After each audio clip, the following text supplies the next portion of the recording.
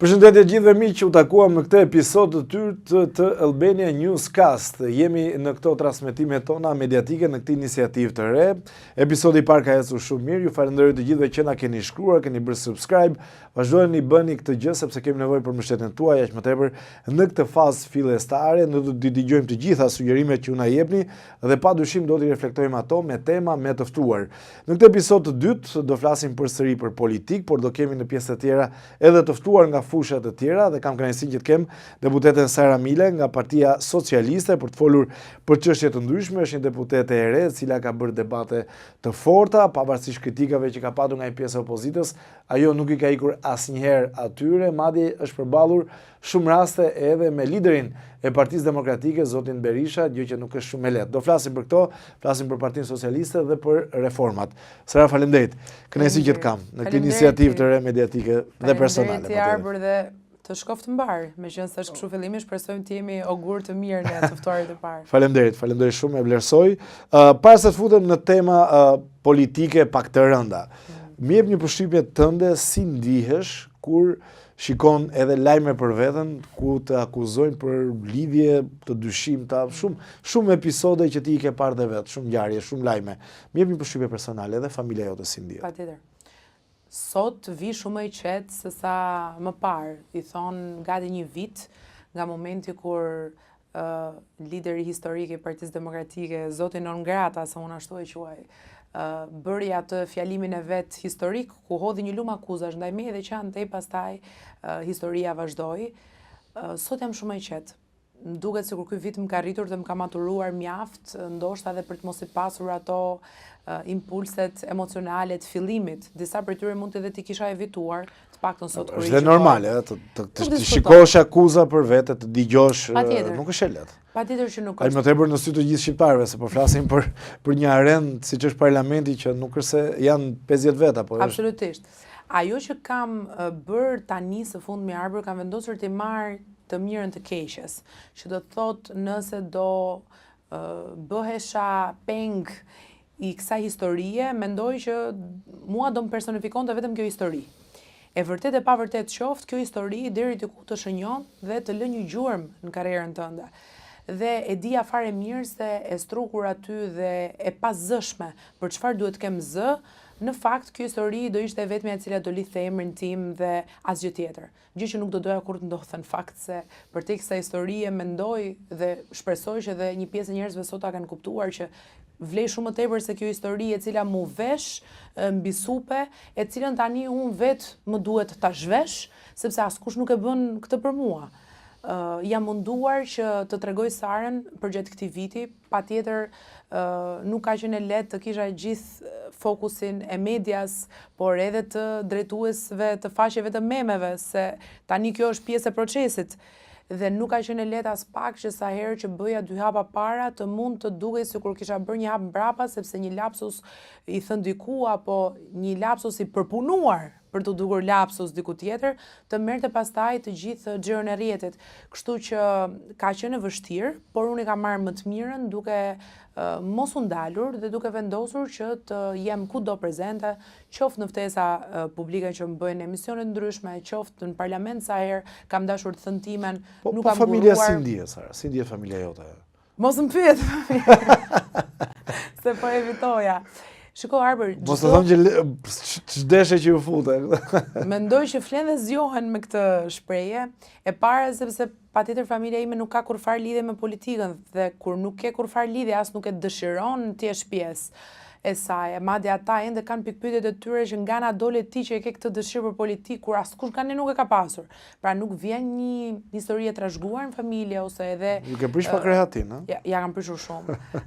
Megjithatë, jam shumë falenderuese që e kanë lejuar të gjithë grindën time të përhapet ashtu siç unë dua. Unë jam duke e bërë politikën ashtu siç realisht mendoj unë ta bëj, nuk kam interferime nga ta dhe mendoj që kjo është në fakt dhurata më e madhe që mund të t'japin ata që të njohin më mirë nga të gjithë, një mbështetje pa pasur nevojë të vënë kushte për këtë mbështetje. Dhe e kam pasur sinqerisht lirë fushën time të veprimit, ndoshta edhe kjo ka ndihmuar që njerëzit tani të më njohin më mirë se kush jam, sepse nuk kam pasur filtra në çfarë un kam treguar dhe çfarë kam shfaqur përgjatë këtij viti. Në parlament, komunikimi me deputetët e opozitës, si është jashtë kameras dhe me liderin historik që e përmendë zotin Berisha, ke patur disa shpërthime si e the, do e diku dhe unë të mirë kuptoj, sepse të gjithë pak a shumë që jemi në jetën publike, jemi përballë me sulme dhe me kritika edhe nga opozita dhe nga majoranca, po në rastin konkret je përballë nga opozita. Ke patur ndonjë komunikim jashtë kamerës, ndonjë episod që mund ta ndajmë apo fare? Nuk. Më ka lënë shumë të qetë. E kam thënë që më ka mërzitur pak që nuk më ka ngacmuar më. Mendoj që ai ka një zgjuarsi politike që i vjen nga eksperienca, që i vjen nga gjithë bagazhi politik që ka e që pa diskutim nuk mendoj se ka njëri që t'ja vërë në pikpyetje në dyshime aq më pak jo unë. Dhe mendoj që në 2-3 herët e para që patëm një lloj ballafaqimi edhe në parlament, e ka kuptuar që nuk është ajo historia cilën vendosi të ma vishte, e ka kuptuar dhe ja kanë thënë dhe ata të vetët se këtë ma kanë thënë burimet e sigurta andej që ore mos u merr me advice apo e ngre advice. Sepse pa diskutim që ne njerëzit që vendosim të kemi përballë flasin shumë për ne. Pra në momentin që ti vendos të merresh me dikë dhe ta kthesh në kundërshtarin tënd politik, ti e ke ngritur në nivelin tënd atë kundërshtar, sepse praktikisht i ke dhënë kreditet për të marrë me të.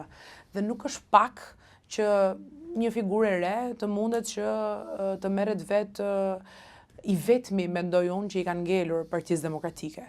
Kështu që në këtë sens, mendoj që ai ka bërë disa llogari dhe disa bilance dhe ndaj ka vendosur të mos merret më me mua, duke kuptuar në vetvete dhe budallëkun e madh të një tymnaje e cila nuk kishte fije fare ku të lidhej. Kështu që unë e kam ndjer atë indiferentizmin e tij, më shumë e kam ndjer sikur ka thënë ta bëra tani këtë dhe po të lë rehat. Gjë që në fakt ka ndodhur edhe me disa kolegë tjerë të Partisë Demokratike, tani shumë gjëra nuk artikulohen, por kuptohen. Korridoreve të Kryesisë Kuvendit, ku ne bëjmë komisionet apo qoftë edhe në parlament, unë kam arritur të kuptoj sot një dashamirësi nga kolegët e opozitës, dashamirësi në sensin e asaj që nuk qenke kjo që na u tha që ishe. Se kjo është historia kur ti parajgjikon një njeri pa e njohur fare, edhe pa e ditur kush është. Më lejo të them një eksperiencë personale me emrin tënd, pa të njohur më herët.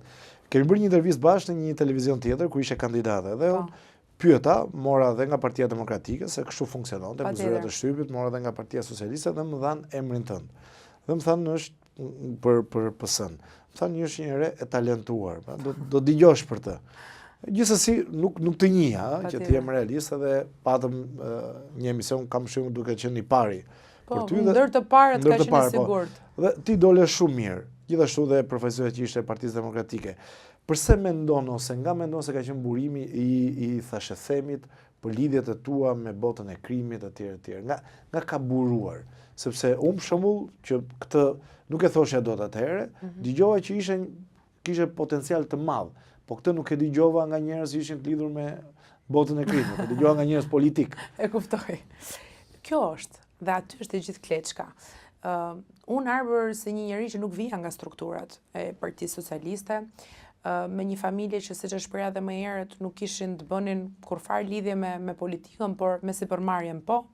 Familja ime e madhe dhe e vogël gjithmonë kanë qenë në fushën e sipërmarrjes, kontribues të hershëm të ekonomisë lokale në Elbasan, por pastaj edhe të ekonomisë të vendit, se normal që ajo vjen deri në qytetet e rëndësishme. Dhe duke qenë një familje me potencial në qark dhe me një potencial jo domosdoshmërisht në Partinë Socialiste, por me një potencial pra ata që se din vjen nga fusha e biznesit, pra familja jote nga biznesi. Miqësie dhe hatri pa ngjyrim politik. Dhe që në fazet e mia të para të daljes në fushat, mund ta them e para ishte e papritur, pra shumë nga qytetarët e Elbasanit unë kam të sigurt që nuk e kishin pritur që Sara një ditë të ishte një dhe ndoshta dhe unë do ta prisja nëse s'do ishte për deputetin që duam, sepse kur ndodh kjo që një parti hapet kaq shumë sa që çon kandidat për deputet që nuk kanë qenë më parë në struktura. Edhe unë po mos ishte ajo platformë, kur nuk do isha zbuluar. Përkundrejt dëshirës time që ekzistonte, por dëshira pa t'u dhënë mundësia ngel vetëm dëshirë. Unë jam koshjente sot për këtë. Dhe duke qenë se që në hapat e parë të daljes së emrit tim si një person i mundshëm për të qenë kandidate për deputete, shumë ka figurat e Partisë Demokratike të vendit patën një afërmitet me mua. Fillimisht për shkak të familjes time, fillimisht për shkak të njohjes që siç ta thash, hatrit në qytet për një familje e cila kishte kontribuar vetëm mirë për komunitetin aty. Më pas, edhe një lloj simpatie për figurën time, nuk dua as të ngjaj egoiste në këto që them, por ndoshta duke ardhur jashtë strukturave, isha dhe si opozit brenda partisë time. Pra një kandidate dhe një emër që nga jashtë. Vjen nga jashtë dhe ndoshta dhe shumë socialist që mund të kishin pikpyetjet e tyre, por ndoshta dhe zhgënjimet e tyre që janë krejt normale, e shikonin Sarën si një alternativë shumë të mirë për të mbështetur edhe për dhënë mesazhet e tyre edhe për establishmentin e qytetit. Pra, e gjithë kjo histori dhe e gjithë kjo tymnaj, unë mendoj që nisi pikërisht nga frika se Mosara vilte shumë vota nga thesi i votave të Partisë Demokratike. Pra mendoj që ka qenë PD-ja që ka sinjalet e para absolutisht që po, nisur nga këto. Partia Demokratike e Elbasanit, së që flasim, nuk ekziston Arbër, ju mjafton jeni në Elbasan. Është një ftesë e hapur për gjithë ata që ndoshta edhe sot dalin në studio televizive dhe ende flasin për mua, emrin time, familjen time dhe lidhjet tona të dyshimta. Unë ju ftoj të vini në Elbasan. Ju ftoj pa prezencën time, qoftë kjo. Dhe nëse ju do të gjeni demokrat të mbetur në Elbasan, unë jam shumë e gatshme të lë mandatin tim. Sepse kjo është një realitet cilën unë jetoj atje dhe kur pastaj unë dëgjoj në studio televizive, më duket sikur jetoj në dy botë të ndryshme. E kanë lënë strukturën e Partisë Demokratike në një drejtë që ndoshta është dhe kombëtare, po unë të paktën antje ndjej dhe më të fortë. Atje percepton ndoshta. Ku nuk ka më kurfar ekuilibri, nuk ka më kurfar energjie ose po themi fryme. Ndaj mendoj që gjeti një alibi në ngrata i Partisë Demokratike duke ja varur një vajzë të re me një potencial që shikonte dhe kjo alibi pastaj veç se mori mirë. Unë Arbër njerëzit ma marrin për mendjematësi kur e them, por reklama që vetë Berisha bëri në atë kohë për mua ishte jashtëzakonshme. Vetëm një ditë mbrapa deklaratës së tij të parë për mua, pata një boom e para në rrjetet sociale, se ti atë ndjen tek like-set edhe tek komentet edhe tek shikimet, sepse pa diskutim kush është kjo. Pra të asocioj numri 1 i Partisë Demokratike, ka një gjë këtu. Dhe dyta, njerëz të revoltuar, qoftë nga ai, qoftë nga socialistë të vjetër që kanë kaluar betejat e jashtëzakonshme kundrejt Berishës. Si mundet ai një vajzë të re ta bëj pis, pra mua më ndodhi një lloj afërsie edhe vetëm me Partinë Socialiste prej asociimit që ai më bëri, gjë që unë nuk e kisha pritur. Unë mendoj se ai sot e ka kuptuar këtë. Nuk do ta pranoj ai kurrë këtë, por unë mendoj që e ka pranuar për aq kohë sa nuk më ngacmon më. Më ngacmo se nuk është mirë kështu. Unë u përgatita për ngacmime të forta. Kjo është thirrja publike. Sara, megjithatë, unë kam shumë pyetje, po më jep edhe një koment, tani që ka kaluar koha. Si arritet të merrja aq shumë vota? Pra, njerëzit ndoshta nuk e dinë që është dhe sistemi i tillë. Pra që vota që po të ishte e zëm, po marr një shembull. Po të ishte Arbi Mazniku jashtë, do ishte ai më i votuar i kam unë për shtypjen, sepse do merrte dhe votën e partisë dhe vot si kandidat. Pra nuk është se është që kandidati është i merr gjitha personale, pra janë dhe strukturat e tjera. Por ti si a dole, se ndoshta ne që merremi teknikisht i dim disa elemente të sistemit. Si a dole që morë ka shumë votë? Kjo është pyetja që më është bërë mua më shpesh për gjatë gjithë këtij viti. Njerëz që për publikun më shumë, se unë jam i qartë si funksionon. Shiko, unë mendoj që çdo kandidat dhe çdo deputet të kesh përballë nuk do të mund të ta thotë në 100% e vet se si arriti të grumbulloj atë sasi votash që ka grumbulluar. Të them sot që unë mendoja se do grumbulloja 22.600 vota në total bashkë me diasporën, do të gënjeja, sepse sinqerisht nuk ka qenë ky projeksionim. Me të gjitha ato që unë mund të kisha bërë përpjekjet mia, familja ime, rrethi i miqësisë, të njohurve ta në qark, sigurisht nuk mundet të ishte imagjinueshme një shifër e tillë. Ato videot e mia kur festoja si e shmendur në kutinë e fundit, patjetër që mund të kisha qenë pak më e përmbajtur, por vinin dhe prej kësaj. Unë Arbër ndjeva një frymë në qytet, e cila sot, pse ndoshta edhe nuk e kam thënë ndonjëherë më parë, ja uroj çdo kolegu që ta përjetoj një herë në jetë, sepse nuk kishte emocion më të veçantë për një kandidat që të përjetonte frymën e një qyteti. që unë do t'isha deputete në Parlamentin e Shqipërisë e kisha besuar që në fushat, sepse unë ndjeja frymën dhe çfarë dua të them me frymën. Të rinj që donin të asocioheshin me mua, të rinj që vinin dhe ju dukej cool të dilin në foto me mua, njerëz që kërkonin me pa diskutim një lloj afrimiteti dhe mua kjo më bënte të kuptoja se kishte qenë një energji e jashtëzakonshme. Nisi fillimisht si një strukturë cilën unë ngrita si një parti, po themi. Unë Arbër nuk pash majtas dhe djathas në fushat. Për ta nisur pak dhe aty ku e lash historinë që patjetër Partia Demokratike i pati sinjalet që shumë demokrat po afrohen tek Sara. Tek Sara specifikisht dhe çfarë ndodhi? Demokratë të kahershëm e kanë shumë të vështirë të votojnë Partinë Socialiste. Për ato idealet e veta, për gjithçka që mund të kenë ndodhur deri në atë moment, por duke vendosur dhe e diku arrija unë ta bëja këtë bilancë Arbër, se më thonë shumë si ka mundësi që ti në artikulon që rreth 6.000 vota i ke vota demokratësh, dhe unë mund të artikuloj me siguri këtë. Unë kam qëndruar në ekranet e numërimit të votave 24 orë pa fjetur gjumë, me një ekip vajzash dhe djemsh 110 rinj të angazhuar vetëm si vëzhgues, për të parë votat e emrit tim. Dhe dy këtë dalloja, kur nuk votoi Partia Socialiste, por vi kryq vetëm tek Sara. Dhe unë e kuptoj që ajo është një vot personale që ti ja jep individit, pavarësisht se patjetër unë jam pjesë e Partisë Socialiste dhe unë atë formacion përkas, mirë po pa dëshirën për t'ia dhënë logos në vetvete. Dhe unë e kam bindje që shumë demokratë, për arsye të tyre, dhe jo vetëm për hir të miqësive dhe njohjes me mua apo me familjen time, por dhe për arsye të tyre të revoltës së brendshme që ata kanë, vendosën që t'i shkonin një kandidate e të re. Ashtu si kundër, patjetër, e njëjta gjë ndodhi edhe brenda Partisë Socialiste. Unë e ceka dhe pak më parë, shumë të pakënaqur, ndoshta të mërzitur, të lënduar, unë i afrova të gjithë. Unë kam afruar në ekipin tim thënë në thonjza se kjo situatë nuk duhet kishte ekipe personale në fakt, por patjetër që lista e hapur dhe gara personale e bënte domosdoshme që të kesh dhe një ekip vetjak për te çfarë partia bën. Unë kam afruar shumë potencial që kanë qenë pjesë e Partisë Socialiste dhe për arsye të tyre të konflikteve të brendshme, të mërzive të brendshme që kanë pasur, nuk do të përkisnin tek një kandidat tjetër.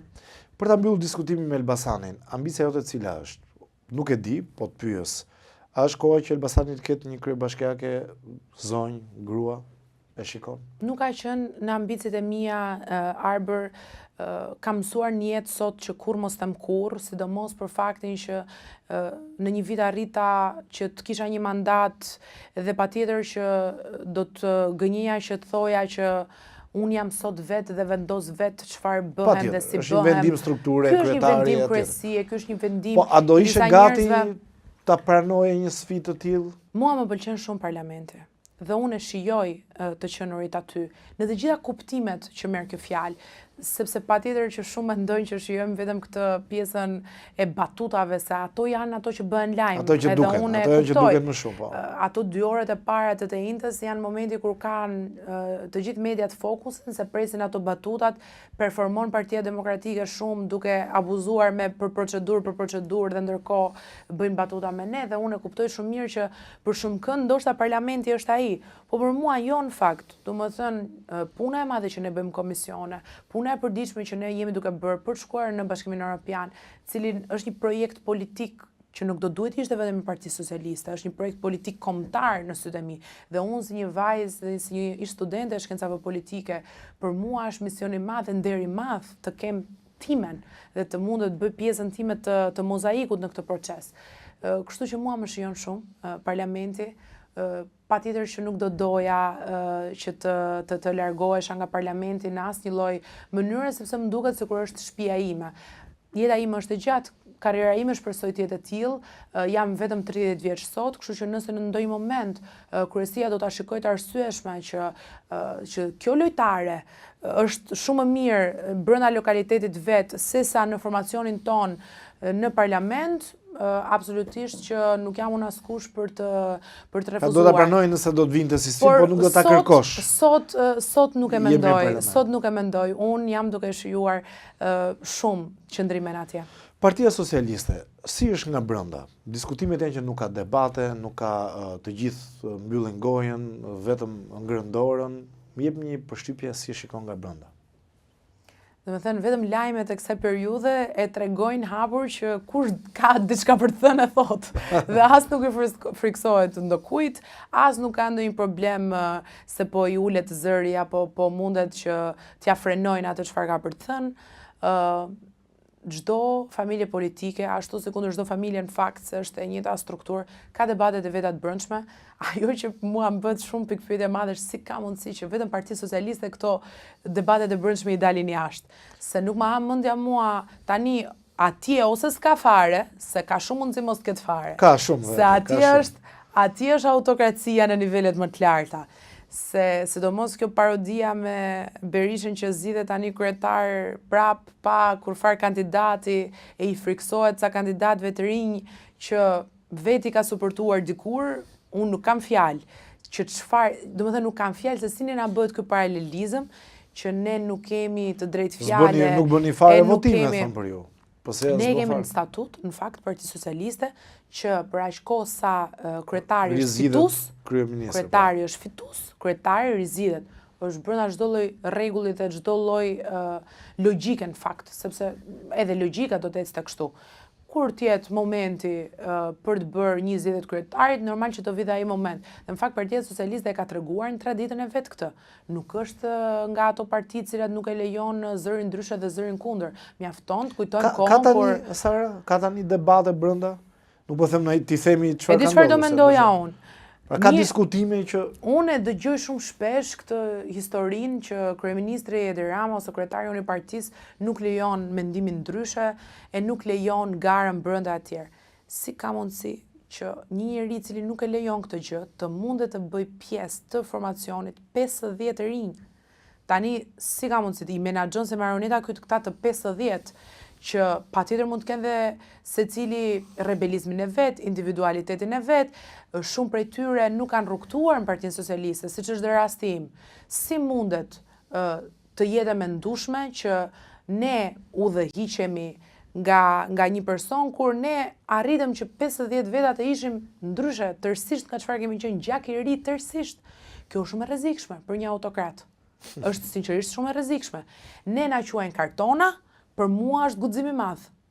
Sepse të mundesh që të bësh për vete në atë mënyrë që mendojnë këta, pra që mos të kesh një zë, që mos të kesh një mendim tëndin, e që të mos kesh kurfar ideje tënden personale, nuk i bën dot 50 rinj, nuk ke dot menaxhim absolut mbi 50 rinj që vinë edhe nga sfera e nga Si është nga afër zoti Rama? Më jep një koment.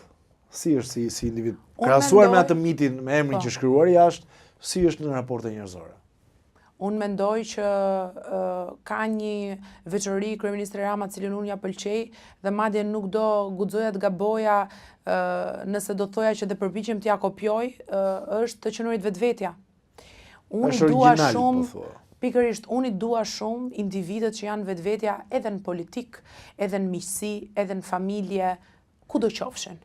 Pra për aq kohë sa ti je 100% vetja jote, si në batut, si në mënyrën se si vendos ndonjëherë edhe me atë çmendurinë tënde, edhe me atë logjikën e të krisurit që unë dua të shkoj kësaj deri në fund dhe do ta bëj kështu siç unë e gjykoj. Apo edhe me disa mendime që mund të duken në moment shumë kontroverse ose mund të duken shumë moderne për momentin kur jeton, por pastaj kur Shqipëria i përjeton thua, e pas ka pasur mirë. Kur ka bërë këtë modernizëm ca vite më parë se shikoj që na doli mirë, pra të qenurit vetvetja dhe të mos ndryshuarit për hir të, është një nga gjërat që mua më pëlqen më shumë dhe mendoj kjo jep komoditet edhe partisë tonë brenda për brenda. Unë personalisht të flas për veten, unë ndihem shumë komode, ndihem gjithashtu shumë vetvetja dhe nuk kam të paktën në një vit të tërë, qoftë brenda në fushat ose edhe tani që ne jemi pjesë zyrtare e formacionit, nuk kam ndier në asnjë moment pengesë ose mungesë të lirisë të individualitetit tim brenda partisë. Nëse Sara është një deputete e cila reagon, Sara është një deputete që reagon dhe nuk çmësohet të bëhet ndryshe. Apo dikush tjetër nëse dikush nga kolegët është një performues shumë i mirë në terren, që do të thot atje tek njerëzit, tek hallet e njerëzve, shtëpi më shtëpi, der më der, dhe nuk shkëlqen në foltoren e parlamentit, askush nuk e nxit shkëlqen foltoren e parlamentit. Ka një dëshirë për të lënë individualizmin ton të reagoj më shumë se çdo gjë tjetër, që mua më pëlqen shumë dhe unë mendoj që është një frym që vjen pa diskutim nga kryetari i partisë, sepse sigurisht në fryma kryesore që leadershipi je brenda një partie, ajo ndiqet pastaj nga të tjerët pas. Pas se kaloj dhe të reformat, nuk do të mbaj dhe shumë, nuk do të lose ti ke angazhimet e tua. Jem një koment, Belinda Balluku, Elisa Spirpali, si shikon si personalitete? Nuk po flas çfarë do ndodhi, se janë deputetet të dyja, pavarësisht diskutimeve të kohëve të fundit.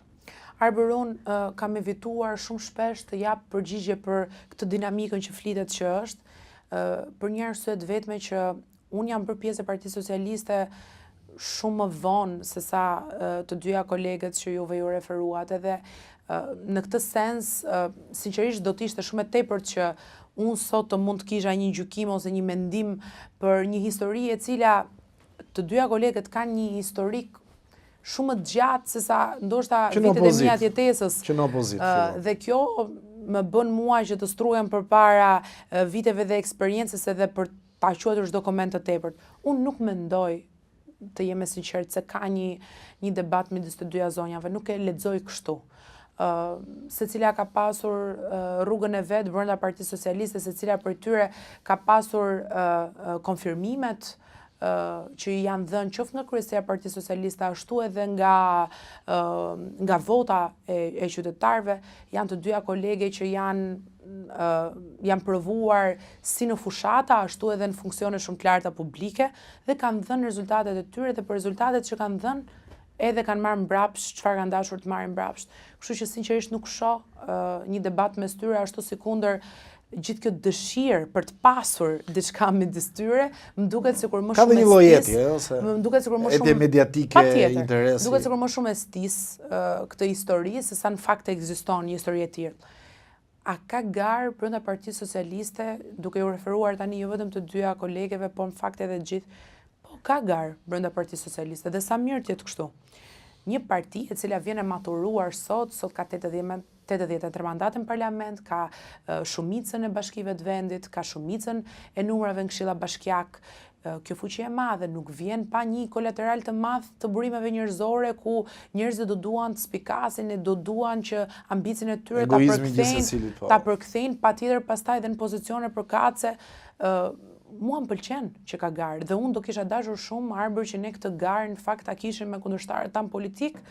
Pra ky është një tregues shumë i qartë për të hapur syt e kolegëve të opozitës. Çfarë po ndodh me ju? Pse nuk kemi ne garë me ju? Se kjo është këmbana e alarmit në gjykimin tim, të paktën edhe si një vajzë që e kam dashur dhe e kam studiuar me shumë zemër fushën e shkencave politike. Do të kisha dashur me shumë sinqeritet që opozita sot ishte shumë e fortë, në mënyrë që ne të kishim një debat shumë më konstruktiv, por dhe një garë shumë më të bukur. Nuk është e bukur që ne të kemi garë midis nesh, është e bukur kur ne kemi garë me ata. Ajo do ishte idealja, por gjithsesi këtë nuk e vendosim ne. Sara, më jep një koment për reformat, integrimi. Është bllokuar, s'është bllokuar, raporti i Barit, çfarë po ndodh?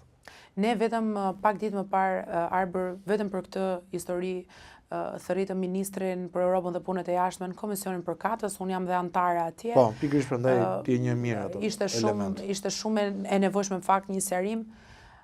E gjithë tymnaja e ngecjes e bllokimit të negociatave në fakt është ashtu, është vetëm tymnaj. Nuk ka asnjë raport që ta vërtetoj këtë, nuk ka asnjë deklaratë zyrtare nga përfaqësues të lartë Bashkimit Evropian që të mund të artikulojnë këtë përkundrazi, të kundërtën. Zëvendëspresidentja e Komisionit Evropian del dhe thot, në 2027 ne shohim shumë të mundshme që Shqipëria të mbyll negociatat me Bashkimin Evropian. Të njëjtën gjë thot edhe raporti i Komisionit të Jashtëm. McAllister dhe ekipi kanë punuar shumë, ne do të kemi edhe një debat që do të vijojë në parlament në lidhje me këtë edhe me opozitën, por vitin 2027 ata e shohin si një objektiv shumë të arritshëm për të mbyllur negociatat e Bashkimit Evropian. Historia me Ibars është në fakt për të shpjeguar e për të rishpjeguar ndoshta edhe një nga ato që ne i kërkuam ministrit edhe në komision ishte pikërisht kjo, terminologjia e thjeshtëzuar në mënyrë që qytetarët kuptojnë procesin. Arritjet e ndërmjetme janë për ata që ndoshta nuk e dinë. Ne duam të shkojmë në Bashkimin Evropian, por nuk shkon Partia Socialiste në Bashkimin Evropian, shkon Shqipëria, shkojnë shqiptarët dhe shqiptarët, pavarësisht se janë 98% pro Bashkimit Evropian, duhet ta kuptojnë mirë procesin, se vetëm duke e kuptuar Arber, ata mund të jenë partnerët tanë pastaj në zbatimin e projektligjeve që ne sot kalojmë. Unë jam shumë koshjente sot që kur ngrej një karton jeshil, sepse vjen se një detyrë shtëpie nga Bashkimi Evropian, kam përgjegjësinë e gjithë shqiptarëve, por ndihem dyfish përgjegjëse nëse shqiptarët nuk do ta kuptojnë që kur ky projektligj të zbatohet, do të ketë edhe problematikat e veta, që do të thotë do të ketë edhe disa pengesa që do të thotë ti do duhet të rikonstruktohesh dhe të standardizohesh tashmë, që do të thotë që ai biznesi vogël atje tek lagja ime që e do Bashkimin Evropian do duhet të kapi tani standardet e Bashkimit Evropian dhe duhet njësohet me to. Dhe duke qenë qytetarët pjesë e procesit, ata do të mund ta kuptojnë procesin shumë më mirë. Kështu që ne duhet të jemi shumë më pranë qytetarëve për të shpjeguar. Kjo historia e Ibars është një histori që nuk ka ndodhur në fakt më parë për vendet e tjera që kanë qenë pjesë e procedurave. Shqipëria është më e shpejtë në këtë element. Shqipëria është më e shpejtë dhe Shqipëria dhe ky mekanizmi i Ibars u vendos tashmë që dhe Shqipëria është në linjë, jo vetëm, por Shqipëria është një ndër vendet që është në linjë për të qenë pjesë e Bashkimit Evropian, ka vendosur vetë Bashkimi Evropian për shkaqet e tyre të brendshme dhe për politikat e tyre të brendshme të kenë një mekanizëm më kontrollues, që do të thotë në rast të se këto negociata që ne bëjmë, ata i gjykojnë hendeqet apo dhe këto piketat e ndërmjetme që ata i quajnë në gjuhë teknike, i shqyrtojnë dhe i marrin në shqyrtim, përsa kohë ata nuk kanë vënë piketat e tyre dhe nuk kanë dhënë prot e tyre definitivisht, ti nuk kalon dot tek negociata e radhës. Pra nuk është bllokuar me pak fjalë, shkurtimisht, është çik teknike dhe s'dua të ndalemi shumë. Absolutisht, nuk ka bllokim, përkundrazi, ka një optimizëm brenda Bashkimit Evropian për ta bërë. E di ku ka bllokim Arber? Ka bllokim kur opozita nuk voton asnjë dhe asnjë projektligj që ne kalojmë për të njësuar me legjislacionin e Bashkimit Evropian, që nga shtatori dhe sot që flasim, opozita nuk ka votuar pro asnjë ligj që përafron ligjin shqiptar me Bashkimin Evropian. Nga pala tjetër që ti pyes. Patjetër, dhe kjo e ngadalson ritmin. Jo se Bashkimi Evropian intereson shumë kush voton dhe kush jo, se Bashkimit Evropian intereson që Parlamenti i Shqipërisë e ka marrë atë vendim.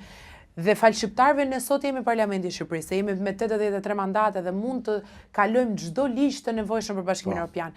Por kur opozita del dhe viktimizohet me këtë diskursin se Shqipëria po ngadalsohet në procese sepse ju keni bërë këtë atë, në fakt duhet të kthej pak syt nga vetja të vi dhe të votojnë në parlament. E qartë. Reformat. Një nga problemet kryesore dhe në gjitha raportet ndërkombëtare ka të bëjë me korrupsionin. Cilët sipas teje janë sektorët më problematik të korrupsionit. Flitet për kadastrat, disa deputet aty e vëngjishtin, por ka edhe elemente të tjerë. Cilët sipas teje dhe çfarë duhet të ndryshojë, kjo është pyetja e fundit. Shiko, unë njerë jam shumë e lumtur që ne flasim për korrupsionin në Shqipëri dhe unë jam shumë e lumtur që po jetoj vitet kur korrupsioni është kryefjalë, se të paktën kur unë kam qenë ca vite më e vogël, korrupsioni merre tërësisht për i mirë qenë. Ishte si një proces që ndodhte, të gjithë e dinin që ndodhte, e kishin dakordsuar të gjithë të ndodhte dhe nuk e dyshonte askush. Pra askush nuk thoshte që nuk duhet ndodhi kështu. Dhe këtu flas edhe për gjykim në mentalitetin ton si shqiptar, ashtu pastaj kjo përkthehej edhe në strukturat e mësipërme.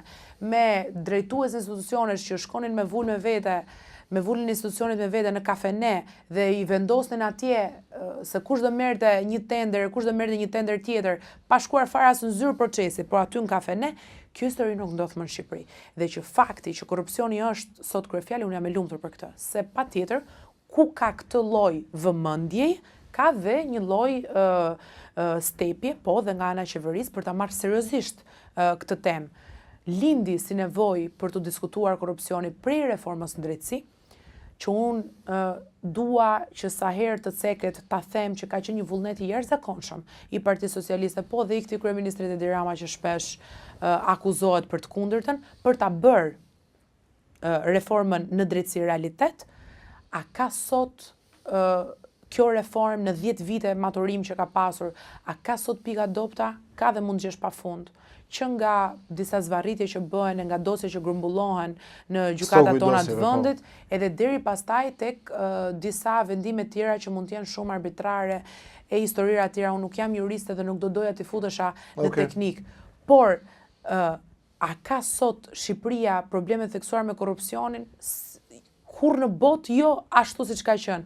Ka një përparësim të jashtëzakonshëm dhe në fakt e japin edhe raportet ndërkombëtare si evidencë. Nuk e je vetëm qeveria shqiptare. Pse ka ndodhur kjo?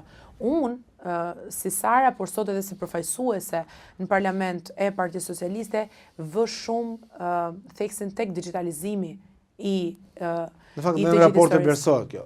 Pra, pikërisht, fakti që ne edhe me atë kadastrën që ju referuat, që patjetër ka problemet e veta, unë jam përfaqësuese e fshatrave të Elbasanit, të shikosh problematikat që kanë zonat atje me tokat e para, sepse vetë të zotët nuk ndajnë me vëllezërit me njëri tjetrin pragun e shtëpisë. Pastaj e dyta është që ka ngelur një proces që të sot që flasim, aty ende nuk është bërë regjistrimi fillestar. E një historira të tilla patjetër që lindin dyshime. Por, kur vendosen një target që brenda 2027-ës, kadastra nuk do të ketë më asnjë pronë të paregjistruar, sepse sistemi digitalizuar tashmë nuk e lejon atë punonjësin e kadastrës që të bëjë ai përzgjedhje arbitrare, që sot do shkoj të regjistroj arbrin unë, që të flas dhe pak me arbrin, që të kem mundësi që arbri të më japi rushfetin, dhe që Sara ta shohë që arbri ma jep, që të ma japi dhe Sara pastaj. Se nis që herët historia, unë mendoj që kjo ka ndihmuar jashtëzakonisht shumë e para në vetëdijsimin e vetë punonjësve të gjithë institucioneve, pastaj edhe të një mesazhi shumë të qartë që i jepet edhe qytetarëve, se shpesh ne jemi vetë pjesë e gabime procesit, ne e inkurajojmë korrupsionin në format më qesharake të mundshme, nuk duhet ta bëjmë ne vetë, dhe mendoj që edhe një aspekt shumë i mirë i gjithë kontributit që qeveria shqiptare ka dhënë edhe në formësimin e SPAK sot, por edhe në rolin që ai ka, është edhe kjo. Po, një lloj presioni pozitiv që ushtrohet mbi çdo punonjës dhe nënpunës sot të administratës shqiptare për t'u amenduar 2 herë kur vendos një firmë, kur vendos të bëjë diçka, sepse kjo në fund ditës pastaj do sillet edhe përmirësimin e sistemit. Nuk bëhen të gjitha me rregullime ligjore. Arbër, sidomos kur ka të bëjë me korrupsionin, është fenomen social, nuk është vetëm fenomen që rregullohet me disa ligje. Do të doj kohën e vet. Mirë, në fund të kësaj interviste, Sara Mila, faleminderit shumë kënaqësi që të kisha. Faleminderit për ty. Ndërkohë me këtë intervistë në fund të pjesës të parë, mos harroni se gjithmonë na bëni subscribe, do shkëputemi vetëm pak, rikthehemi me pjesën e dytë.